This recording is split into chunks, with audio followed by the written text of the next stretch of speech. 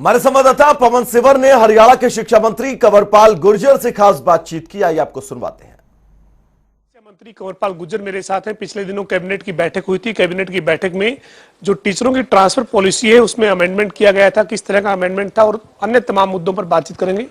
गुर्जर साहब, कैबिनेट की जो बैठक हुई उसमें तमाम जो है वो फैसले लिए गए। उसमें आपके शिक्षा विभाग की जो टीचर्स ट्रांसफर पॉलिसी है उसको लेकर एक अमेंडमेंट किया गया था। क्या फैसला हुआ है सर? देखिए, पहले इस प्रकार की छूट नहीं थी, लेकिन अब हमने टीचर को छूट दी है कि वो ट्रांसफर ड्राइव में हर बार भाग ले सकता है।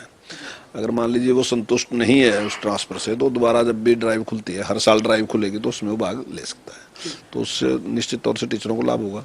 सर, साथ ही गेस्ट टीचर जो हैं उनको लेकर भी आपने ट्रांसफर ड्राइव में उनको शामिल किया है कि पहले रेगुलर जो नियमित टीचर हैं वो आवेदन करेंगे, उसके बाद अगर कोई सीट वैकेंट रहती है तो उनके लिए ऑप्शन रहेगा।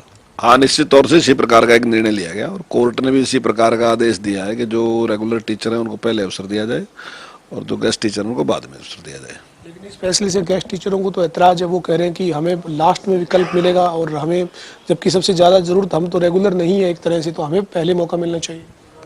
देखिए, फिर उसके बाद जो रेगुलर टीचर हैं वो भी उस पर एतराज करते हैं ना जी। और इस प्रकार का निर्णय कोर्ट ने भी दिया है कि पहले रेगुलर जो हैं उनको मौका दिया जाना चाहिए, उसके बाद फिर गेस्ट टीचर को मौका दिया जाना चाहिए।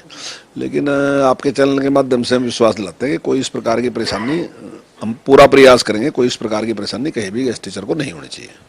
सर, प्रदेश में आपने पहले जो है वो 9वीं से 12वीं के स्कूल खोले, उसके बाद आपने जो है वो अन्य बच्चों के भी स्कूल खोले, लेकिन प्राइमरी स्कूल खोलने को लेकर क्या तैयारी है? और जो अभी स्कूल खोले गए हैं उसमें कोई ऐसे मामले तो नहीं आए हैं, कोविड के केस तो नहीं आए हैं?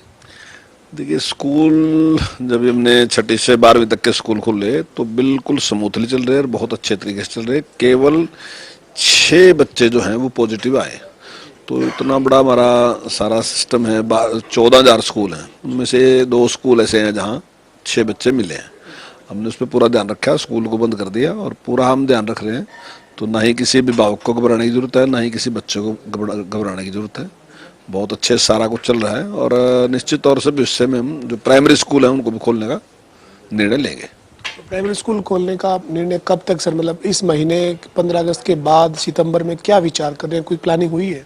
नहीं, 15 अगस्त के बाद तो फाइनली है। देखिए, 15 अगस्त तो आ ही गया, लेकिन कल हम इस पे विचार करेंगे और जल्दी इस निर्णय को मिलेंगे। सर, इसके साथ साथ जो है वो तमाम ये जो शिक्षा विभाग में आप जब से काम कर रहे हैं, तमाम जो फैसले लिए हैं, इस बीच एक टैबलेट देने का भी आपका फैसला था, उसमें आपकी क्या तैयारी है सर? हाँ, बिल्कुल, टैबलेट देने का हमारा फैसला था और उसका पैसा भी हमारा मंजूर हो चुका है और जल्दी कुछ ही टाइम में हम उसका टेंडर करने जा रहे हैं। और इस सेशन में निश्चित तौर से हम 8वीं से लेके जो 12वीं तक जितने बच्चे हैं सभी को टैबलेट देने का काम करेंगे। सर, हाल ही में जो है वो कैबिनेट की जो बैठक हुई उसमें ये तय हुआ है कि 20 अगस्त से हरियाणा विधानसभा का जो मॉनसून सत्र है वो बुलाने का फैसला हुआ है, लेकिन विपक्ष जो है वो पूरी तैयारी में है। खासतौर पर अभी हाल ही में 2 दिन पहले एक नया मुद्दा जो है वो विपक्ष को जो मिला है वो है पेपर लीक मामला। कांस्टेबल की परीक्षा हो रही थी, पूरे हरियाणा में पेपर लोगों के फ़ोन में पहले ही उपलब्ध था। आपकी सरकार पर्ची खर्ची नहीं होने की बात करती है, लेकिन पेपर तो जो है वो लोगों के फ़ोन में उपलब्ध था।